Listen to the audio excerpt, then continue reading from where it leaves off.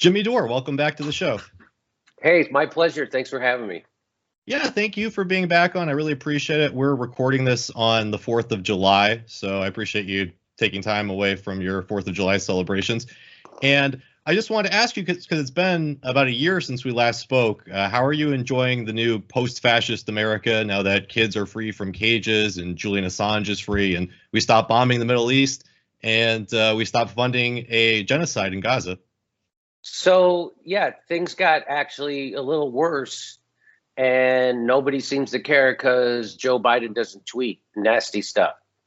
That's what happened. Right now in California, the California legislature passed a law that says you can't use private prisons for immigrants. Joe Biden's administration is trying to get that law overturned. That sounds like something Trump would do. No, that's what Joe Biden's doing. It used to be under Trump, it was okay for religious schools to discriminate against LGBTQ people. And right now, Joe Biden is defending that. He's defending the right of religious schools to discriminate against LGBTQ. He's bombing the Middle East left and right. The kids are still in cages. We still don't have health care, a minimum wage, or even a public option or student loan relief. But we do have an extra 20 billion. No, was it 30? How many more billion dollars did they give to the military, which could have ended homelessness? Let's remember, it takes $20 billion to end homelessness. So they could do it like that, but they don't want to because Joe Biden is just as big of a rapacious, murderous, war criming oligarch as Donald Trump. So, Jimmy, obviously, one of the reasons I wanted to have you on today was to discuss what's been happening with TYT over the last month or so. It seems like from the outside looking in. I know that you obviously were on TYT for a while. I actually watched a video of, I believe it was before you actually were part of the staff, but I saw Cenk interviewing you in about 2010. So that was a little interesting to look back on. But yeah, so I remember the first time you were on the show at the end of 2019, you talked about how you left TYT. And at the time when we spoke, everything seemed pretty amicable and it was just, time for you to move on. But over the last 6 months or so, it, has gotten pretty hostile. So I guess I'm just wondering what, from your perspective, what kind of started this and just when did things really start going sour? Well, at the Republican convention in 2015 or 2016, Anna Kasparian sat down at lunch with me and told me how her and Johnny were jealous of me because I had started my own show and I was free.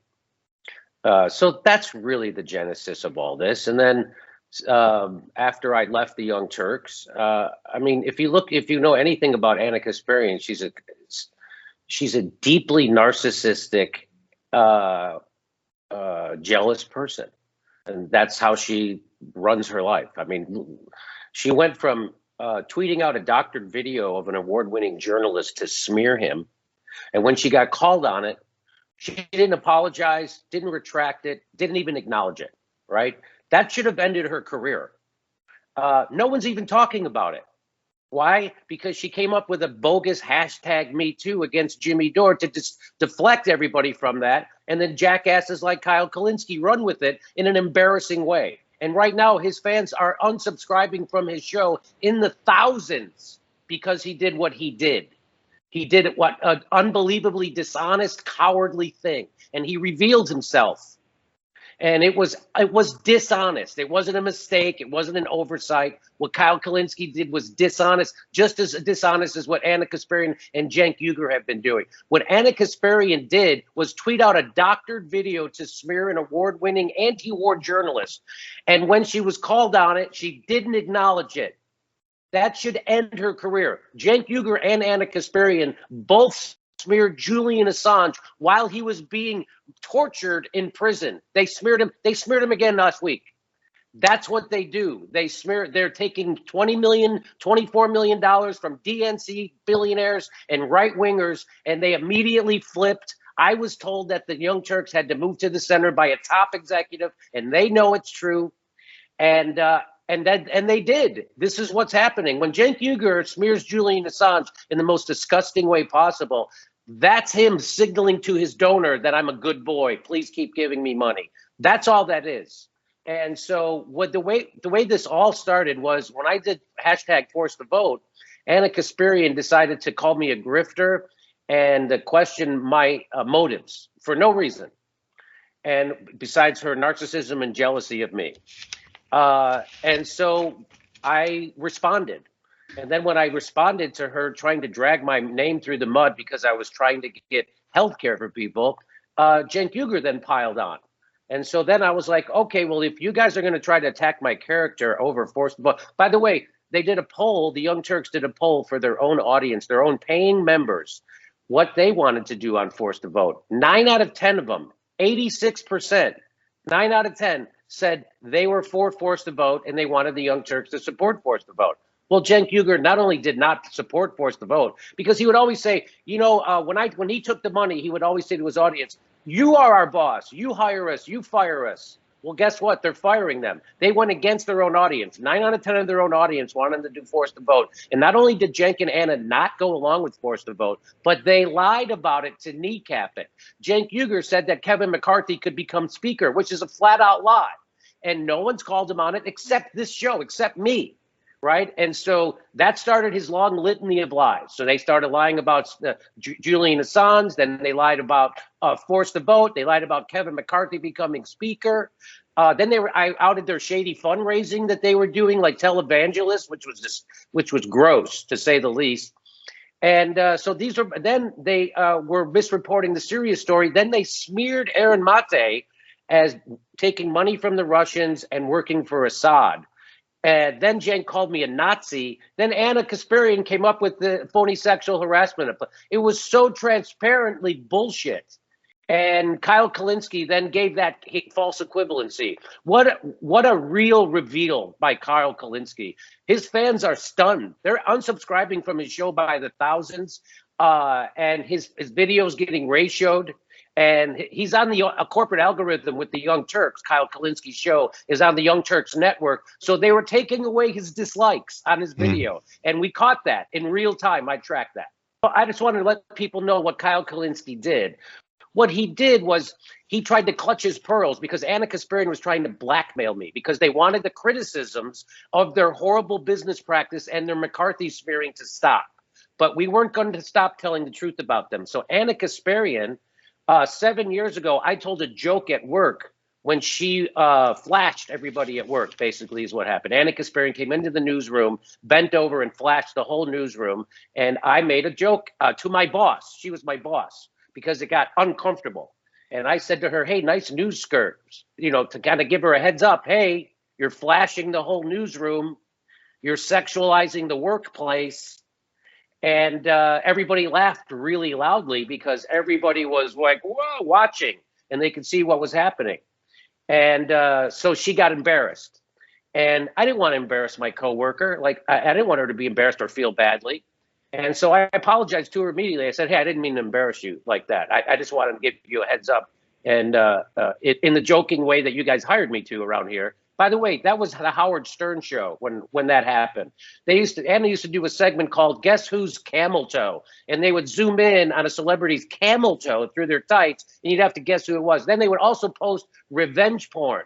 They literally posted revenge porn on TYT.com, and they would take whenever a celebrity woman was getting out of a car and they took a picture of up her skirt, the Young Turks would do a video about it, and then they would post that video on TYT and tell their fans to go see the uncensored picture of the naked vagina of whoever the celebrity was. That's the pigs that the Young Turks are and were. That's the pigs that Cenk Uygur and Anna Kasparian actually are. That's the misogynistic pigs that they are. And I said, nice news skirt. That's a closed fucking case. She accepted my apology. I wrote her a card. That's what it's, and I did it without a blackmail campaign. I did it without a fucking threat of a job or a press. I did it without anything. I did it because I was a stand-up fucking guy. And then 7 years later, when she's getting criticized by Aaron Mate and Jimmy Dore for their McCarthy smears, she tries to weaponize that incident. And then Kyle Kulinski and Crystal Ball both validated it.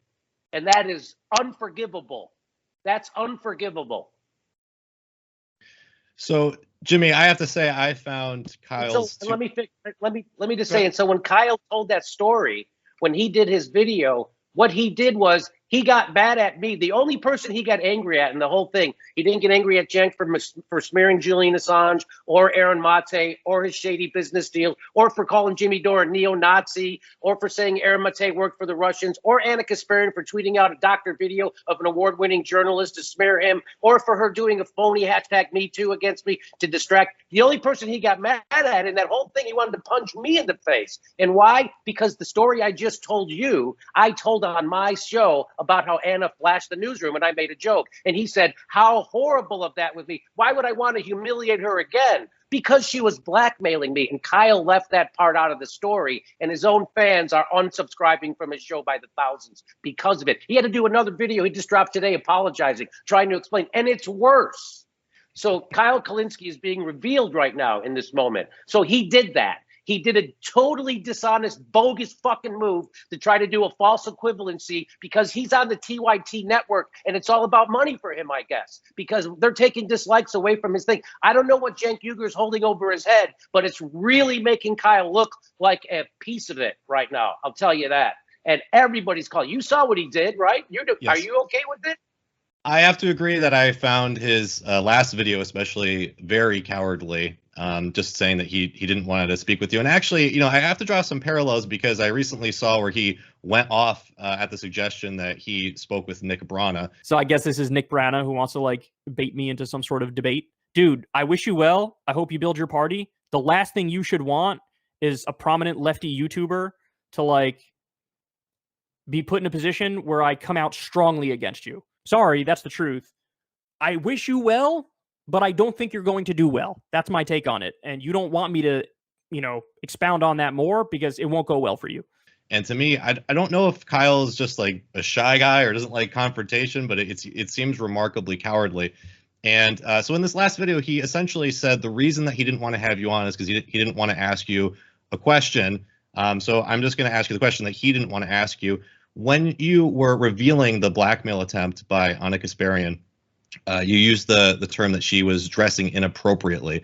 In retrospect, do you think that that was the wrong terminology to use in that response? The only reason I had to talk about that was because she was fucking blackmailing me. And you're gonna nitpick the words that someone who's being in the most sleaziest thing you could do, the thing you could never defend yourself from. She's gonna weaponize an incident from 7 years ago. That's an obvious, transparent bullshit. She's gonna misuse the hashtags #MeToo thing that makes other women not be fucking believed. And the problem Kyle had was that I said she dressed inappropriately when I had to explain what happened.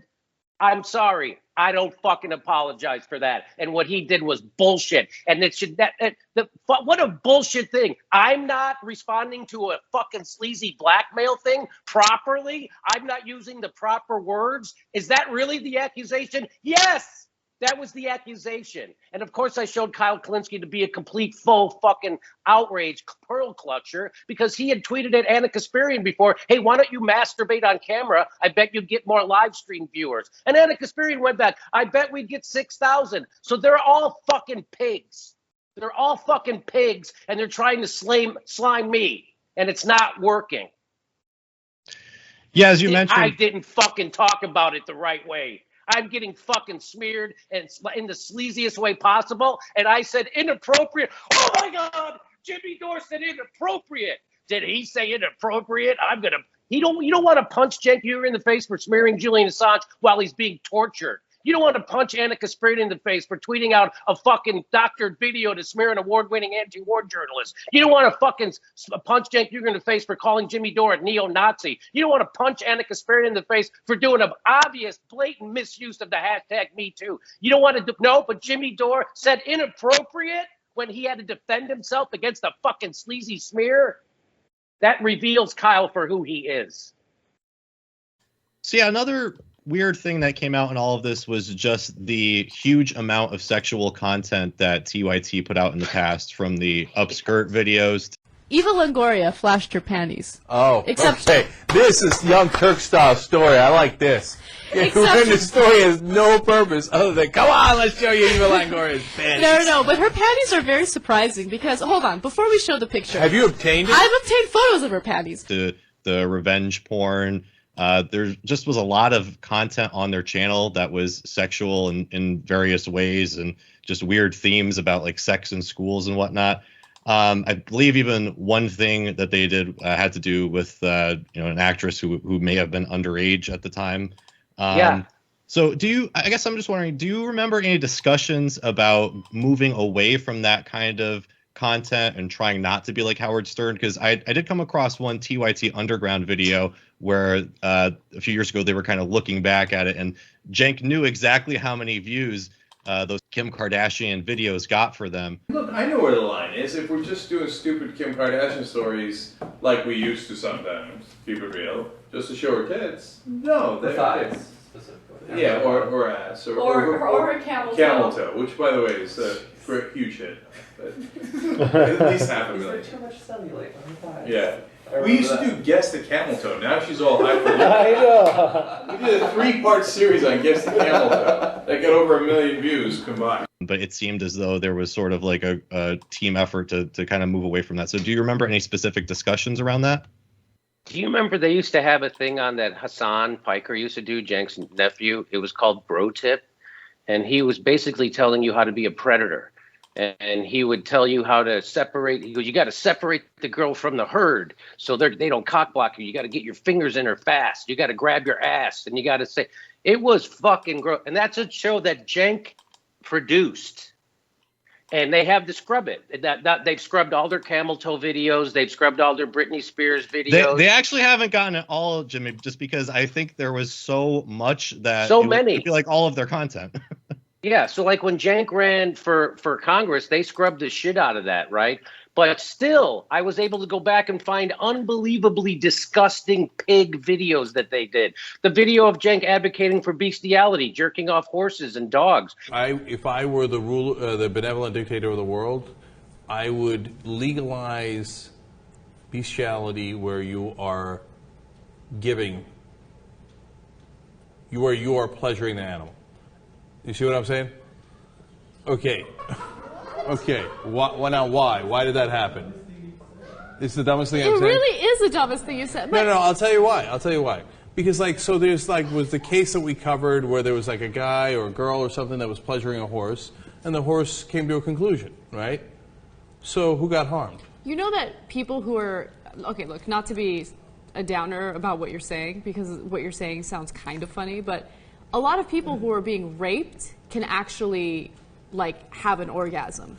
I know. So, like, if a guy is being raped, he can have an orgasm. Like, you can't say, number okay, one, if you come, that means you wanted it. That's not the right way to go.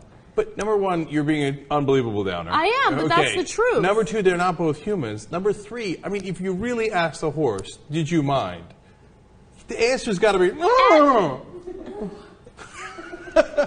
Do you see what I'm saying? No. The video where he asked a new hire, a girl, she was 20 years old, how much would you charge for naked pictures? And she said, I wouldn't do it. It's a career ender. And he goes, oh, come on. What career do you have? Well, you do it for $1 billion, right? I feel like it's a career killer. What career? Wait a minute. No, look. Okay. No. He said that on camera, humiliating a young woman. I mean, the stuff that he would sit there and they would look at a picture of Britney Spears' vagina that was taken up her skirt while she was getting out of a car. And Cenk Uygur would sit there and they would describe it. And Anna and Cenk would go, look how ugly her cooch is. And Cenk goes, her legs are fat and slimy and her face looks ugly and her hair's a mess. I wouldn't even do her. That's a direct quote. By the way, you saw the blocked out pictures there because we can't put up naked pictures on YouTube. So we're putting up the actual pictures, the uncensored versions, on theyoungturks.com. So you see a link to it, and you can check it out there on theyoungturks.com. That's a verbatim quote from Cenk Uygur and Anna Kasparian. And those are the pieces of shit that are trying to slime me with a fucking sexual harassment thing. Fuck you. I'm not standing for it, and I'm pushing back. And if Kyle Kulinski's got a problem with the words I use, he can come on my show, but he's too big of a coward. Yeah, again, I mean, that's just how he ghosted me. He fucking ghosted me. I was set to go on his show, and not only did he not give me a phone call or an email or nothing, he just ghosted him and Crystal, the most unprofessional fuckers on all of YouTube. That's horrible that they did that. And I'm not going to let anybody forget that they did that, because they did that. That's cowardly with a capital C. I agree completely. And again, I made some parallels to the whole Nick Brana thing. It just seems like Kyle can't handle confrontation, I guess, is the problem. Just like he just flips out, just like Anna. And you know, the same thing Crystal Ball did when she was accused of financial malfeasance with that PAC she was running. Remember, she was running a PAC. Well, McClatchy newspaper did an investigation and found out that she was paying herself most of the money they raised, right? So, and she accused them of sexism. That's what she did. That's Crystal Ball's flex. Just like Anna, when your back's up against the wall, I guess you accuse people of sexual harassment. That's what she did. So another thing that I did want to discuss in all of this is the $20 million, because one thing that Kyle brought up in his first video, he showed an older video of you being asked about it and saying that you didn't think at the time that that $20 million had changed Cenk's perspective. I don't think Cenk is preaching a false narrative for investment money. I think he truly believes it. You know, Cenk is what I call a natural Republican, right? So he was a Republican at first for a long time, and he talks about this openly, about how he even led pro-Iraq war rallies, right? The first one. And so that's why people are drawn to him, because it's this great journey where he went from this, meathead, into this progressive, right? And so that's what appealed to me about his journey and about Cenk.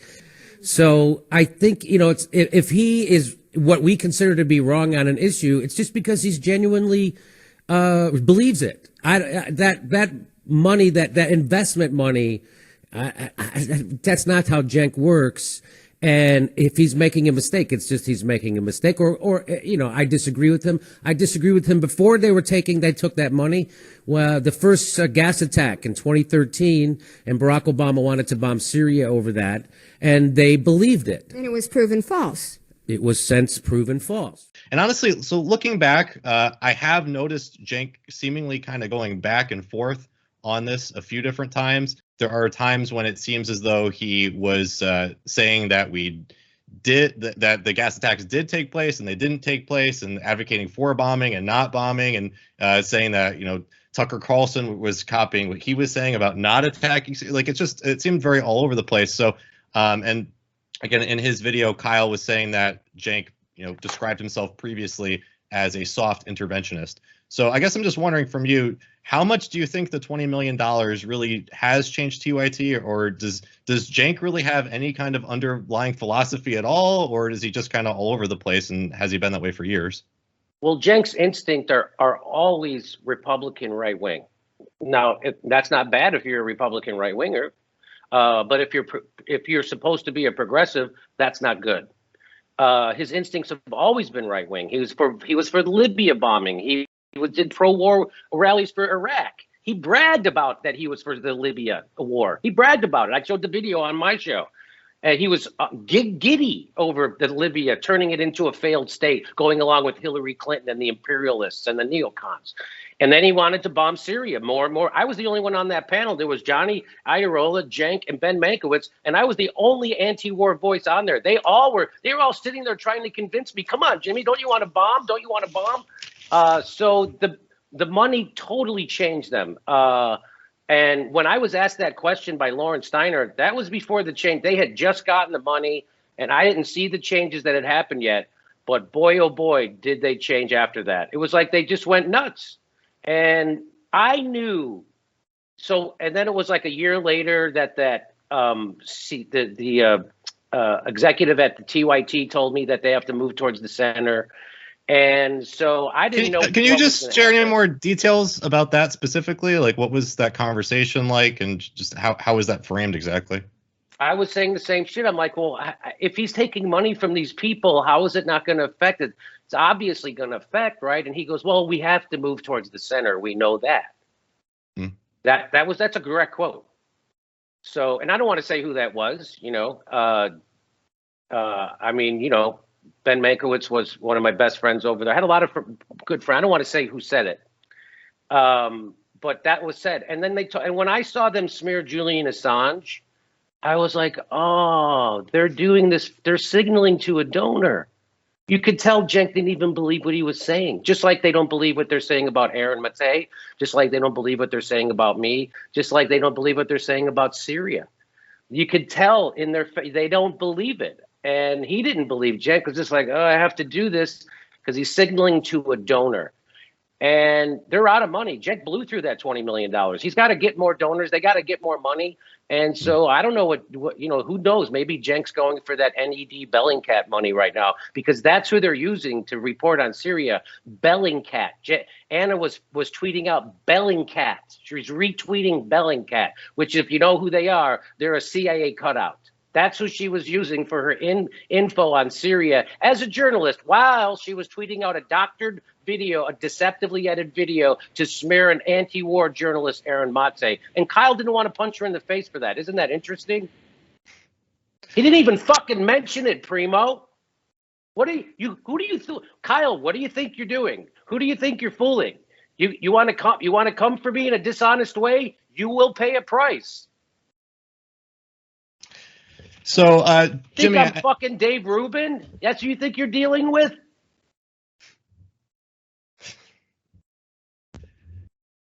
So, Jimmy, I do have some patron questions for you as well, but I did just want to briefly ask you about one thing, and this is off topic, but it's just something I was wondering about. So, when you were on my show previously, you were pretty outspoken about Howie Hawkins and the fact that he embraced Russiagate and also these anti-Syria talking points, among other things.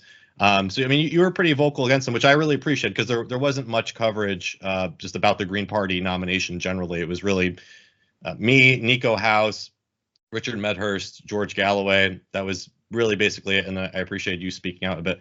What confused me is that a few months after your last appearance on my show, you had Howie on your show. I know. And you didn't really talk about that much. I think you asked him kind of one sort of vague question, and you didn't talk about the Green Party rigging, which was pretty demonstrable, and every other candidate in the Green Party primary said happened. So again, I'm just curious what your logic was in having Howie Hawkins on your show towards the end of the election. So I had Howie Hawkins on as a personal favor to a friend of mine. And so I was like, okay, I'll have him on. And, they don't have any power. And the nomination of Howie Hawkins was cementing the death of the Green Party. And I knew it. So I didn't have to hurt them. I didn't have to do anything to Howie Hawkins. He had already done it to himself. The Green Party had already did it to themselves. And so I had him on and I asked him, here's the sad thing. I ended up voting for him. A guy who I don't really particularly like. But I just, I'm not voting for, he's not a warmonger and he's not a corporatist, right? And Howie Hawkins actually does show up at union meetings and cares about workers. And so that's where I put my vote. But so my whole thing is now you see people running around trying to tear down Nick Brown People's Party and saying, well, there's all these problems with it. And I think a lot of those people are bad faith actors. And the reason why I say that is because just like I see problems with the Green Party, I'll point them out maybe if I see them and it's great, but I'm not going to talk about it for weeks or months on end because they have no power. It's punching down. They're nothing. And so that same thing with the People's Party, right? Like if you got involved and you saw it was a little fucked up, you'd be like, you'd maybe tell somebody, hey, I tried to get involved with the People's Party, it was fucked up. But you wouldn't go on a crusade for months and months to try to take them down, people with no power. So that's the same reason why I didn't go hard on Howie Hawkins when he was on my show, as hard as I could have, because I had already gone super hard on him in my other videos. And I'd already said he was the death of the Green Party, and I knew it was true, and it was true. And so that's why they were already dead. I guess from my perspective, just looking at the rigging of the primaries, which again, every other candidate who ran for president in the Green Party primaries said that it was rigged for Hawkins. And I know Jesse Ventura expressed interest. He actually submitted a formal letter of interest for running for the party, and he was kind of gaslit out of it last minute. So, from my perspective, I think the problem is if the Green Party is rigged, there's a possibility that it's being rigged to be irrelevant, that there's an establishment force there that is trying to keep them irrelevant. And, another thing that came out during the course of the nomination process was an Old Nation article where it's written in the article that the late Kevin Zeese, he received over $100,000 from George Soros. So again, so again, I didn't know that. I didn't know that. And again, with the rigging of their primary, like I was just tangentially aware of it. Like I didn't look into it because I didn't give a shit because I knew they were done. So that's why I didn't even look into it, honest. And maybe that was a mistake on my part, but again, it was just like I could see they didn't even fucking qualify for what 20 ballots at 20. I mean, they didn't even get. They were already done. So that's what I didn't know that about them taking George Soros money, and I didn't think about. I thought about Howie Hawkins repeating CIA talking points about Russiagate, and to the point where he threw Jill Stein under the bus. And it made me think the same thing that you just said. And then, as you said, I reminded myself, like, oh, yeah, I used to be suspect of him in that way, too. Like, is he some kind of CIA plant? Like, why would you be a Green Party person and then fucking Russiagate, which is just going to destroy your own organization? Because that's what the establishment always does. They always say the person to their left is a commie, or, I mean, they red bait and McCarthy smear. That's always been the trick. And so that's what I initially thought, that maybe that was what Howie Hawkins was, controlled opposition. He was there and so maybe you're right. Maybe that's what, I don't know. Maybe and again, right. I could be wrong, but overall, I am seeing a large rift in the left between anti-imperialist voices like you, like Glenn Greenwald, Aaron Mate, Lee Camp on one side, and then there's this sort of pro-empire Democrat, pro-censorship. Yeah, who is just willing to, like Vosh, for example, in one of his videos said that he'd be willing to go along with pretty much everything to fight right-wing populism. And it seems as though they have like this real fear of this Nazi push that's going to take place at some point, and they're willing to ignore the bombs that we're dropping on Syria because it's somehow fighting Russian oligarchs or something. I'm not really sure, but that's what this rift seems like to me. There's the anti-imperialist left, and then there's this TYT, Howie Hawkins, Sam Cedar, Ryan Grimm sort of imperialist left. Yeah, that's exactly right. There's the imperialist left, which means they're not left. And Cenk Uygur, I have to remind everybody, Cenk Uygur is not on the left. Okay, Cenk Uygur is a corporate. Cenk Uygur has a board with billionaires that sit on it. Cenk Uygur smeared our greatest anti-war journalist, Julian Assange, while he was being tortured in prison, is still doing it. He's smearing our greatest anti-war journalist now with Glenn Greenwald and Aaron Mate. Cenk Uygur kneecapped hashtag forced to vote, one chance to get a vote on Medicare for all in our lifetime. Cenk Uygur is not on the left. I don't know how to tell people that, but they don't realize it. But he's not on the left. He's not for unions. He's a union buster. I mean, these are all verifiable facts. These aren't accusations. So, and there's also a news story that I don't think that they're going to report on, and that's Jeffrey Katzenberg apparently lobbied members of the Los Angeles City Council to go after homeless people. Now, are you going to see that news story on TYT? No. I don't think so. So Jeffrey Katzenberg has a meeting with the mayor of Los Angeles because he wants them to criminalize homelessness, and they did. Then they did it for Jeffrey Katzenberg, and that's the guy who owns the Young Turks. That's their.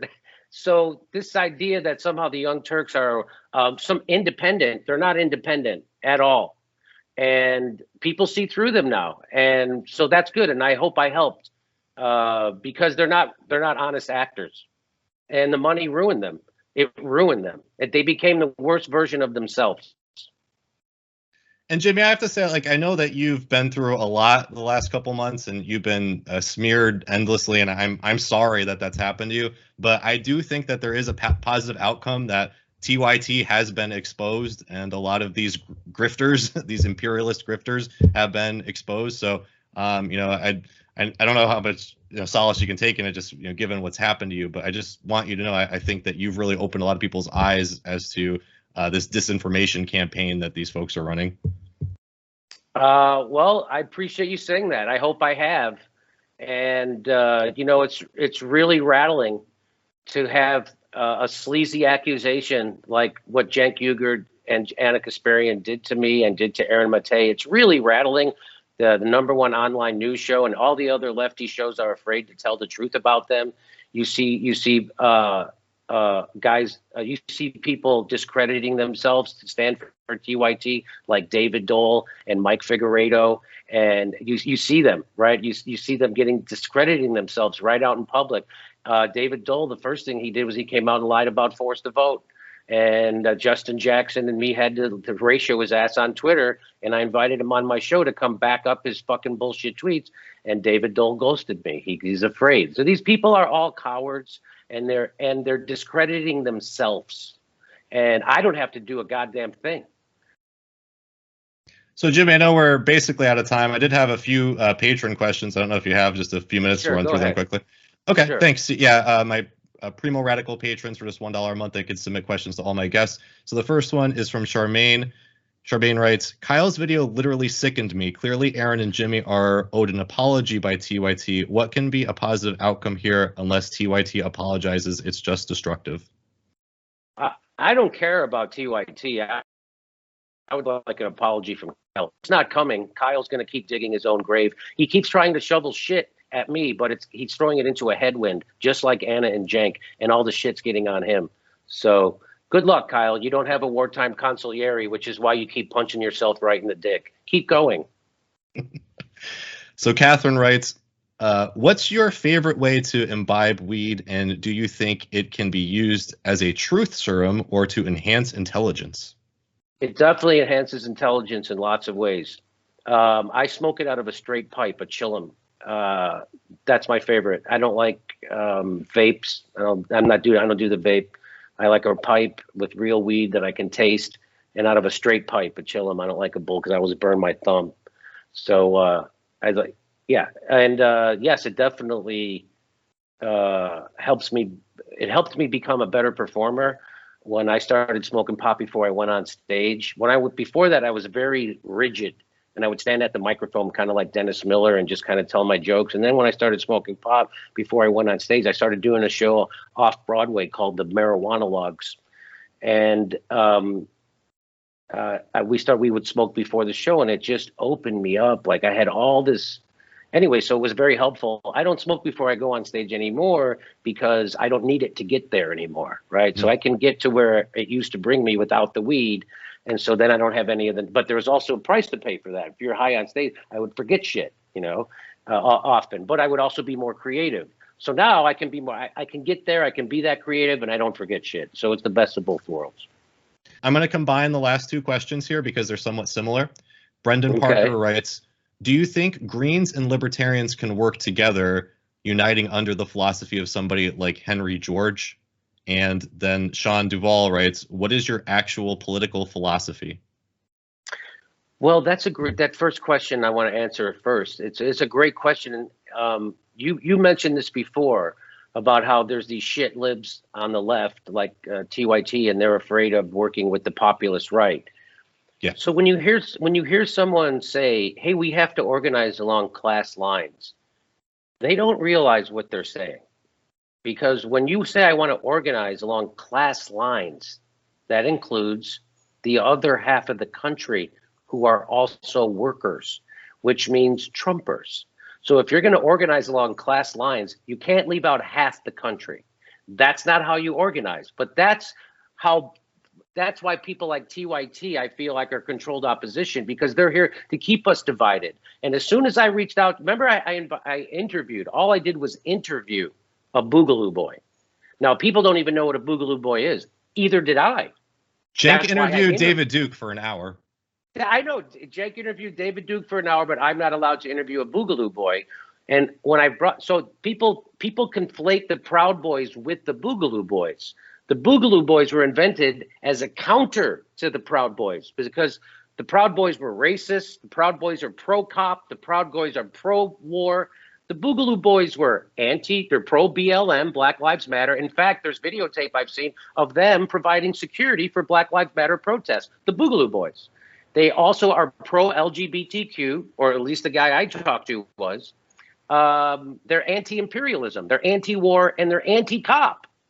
So people conflated those two things. So when you organize in a populist way along class lines, that's going to include that guy that was on my show, because that guy's being crushed by fucking neoliberalism too.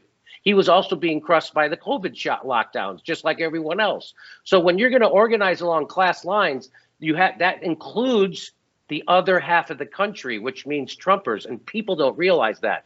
Here's how you don't organize. You don't go to the shop floor if you want to organize a union. You don't go, hey, who here's a Boogaloo Boy? You're out. Who's a Proud Boy? You're out. Who's a libertarian? You're out. Who's a gun nut? You're out. Who's a racist? You're out. Now who's left? Okay, I'm going to organize with you guys. That's not how organizing works. So, and what is my political ideology would be. I used to say I was a progressive, but that term has been so bastardized. I guess I would just say that I'm, a lefty, like I grew up thinking of lefties. I'm anti-authoritarian. I'm anti-imperialism. I'm pro-worker, and I guess that would be, that's it. Well, Jimmy, I have to say on the first part of that, I think we definitely need worker solidarity with the CIA. Definitely to unite against the Russian and Syrian oligarchs. I think that's important, and no partnership with your Republican uncles. Hey, and why is it, people always like to criticize me for going on Tucker Carlson to speak to the other half of the country, the other working half of the country, and also speak to the president. What people forget when they see me on Tucker Carlson is that I'm not turning down invitations from Rachel Maddow, Chris Hayes, and fake tough guy Lawrence O'Donnell. No, they're not inviting me. In fact, they're not inviting people like me on their show. So that's the real scandal. And of course, the shit libs turn it on its head. Just like Kyle Kulinski turned Anna Kasparian trying to blackmail me on its head, like somehow she was a victim. That was fucking unbelievable, Primo. I'm still reeling from it. I can't. And he's doubling down on it today, Kyle Kulinski. What a motherfucker. Well, he's not the smartest YouTuber out there, so he is not the sharpest knife in the knife thing. So, but yeah, Jimmy, I really do appreciate you coming on the show and talking about all this stuff. As always, I really appreciate your time. I'm sure everybody knows, but for my viewers out there who don't already subscribe to you or follow you, how can they do that? Well, go to jimmydorecomedy.com. Everything happens there. Awesome. Well, thanks again, Jimmy. I really do appreciate your time, and hopefully I can have you back sometime soon. All right, Primo. It's always good to talk to you. Good luck.